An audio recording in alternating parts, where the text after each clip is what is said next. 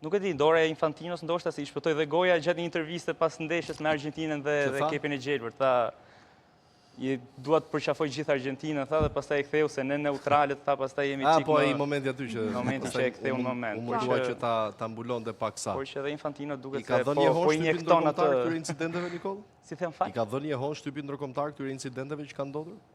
Jehon shumë të madhe madje. Shumë të madhe, por që nuk mendoj se media ka të fuqinë për të ndryshuar fatet, pavarësisht jehonës.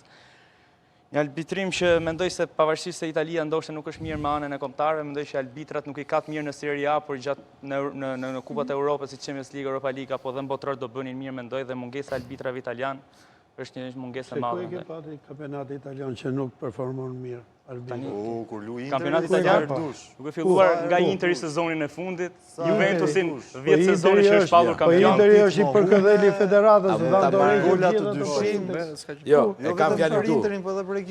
Ku i ke pati ato arbitrat e italianët e më të mirë? Di pse ndodh kjo? Se është hera tretë që ke ora botrorit i e kthen në analizën ke kampionatit italian. Jo më e tha. Ka luajtur Brazili, ka luajtur Argentina atje. Ka luajtur Argentina atje. Arbitrat italianë janë më të mirë.